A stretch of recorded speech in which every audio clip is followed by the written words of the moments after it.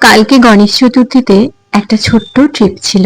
সন্ধেবেলা আমি আগের ভিডিওতে তোমাদের দেখিয়েছি যে এখানে আমাদের একটি নতুন গণেশ মন্দির প্রতিষ্ঠা হলো, সেখানে যজ্ঞ হলো, তারপর আরতি করলাম।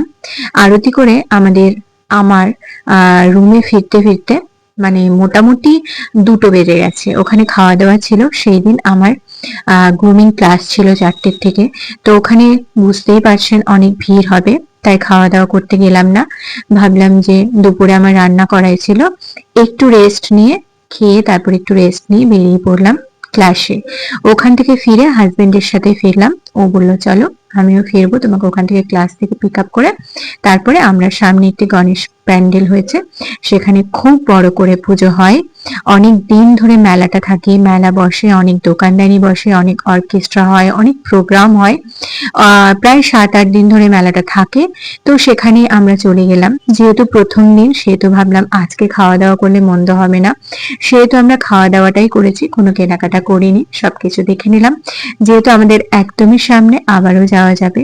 তো নেক্সট দিন যেদিন যাব সেদিন ভাবলাম টুকটাক যদি কিছু কেনাকাটা করার থাকে তো করব।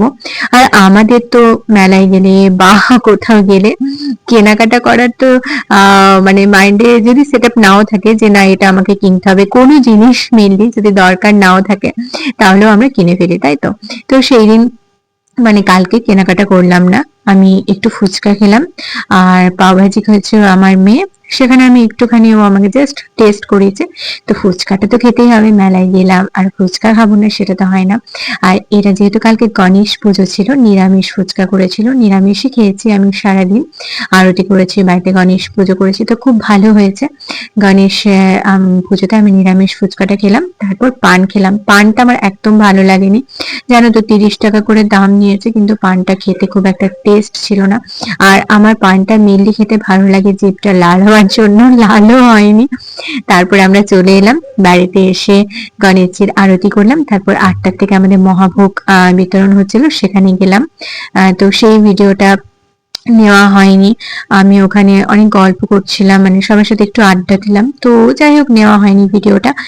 তো তোমাদের গণেশ চতুর্থী কেমন কাটলো, সারাদিন কি কি করলে আমাকে কমেন্ট করে জানাও, অবশ্যই জানাও। আর আমার ছোট্ট বেটু সোনার হাতে বানানো এই ছোট্ট গোপালটি কেমন, গোপালটি নয় সরি, গণেশটি কেমন হয়েছে সেটা আমাকে অবশ্যই কমেন্ট করে জানাও। সবসময় গোপাল গোপাল করে না গোপালই বেরিয়ে গেছে। গনু দাদা তো পরে এলো তাই না, গনু ভাই, আগে তো গোপাল সোনা এসেছে, তো সেই জন্য গনু সোনা পরে এসছে, তো তাই জন্য গোপালই বেরিয়ে গেছে। তো যাই হোক, টাটা, ভালো থেকো সবাই, আর কমেন্ট করে জানাও কেমন হয়েছে।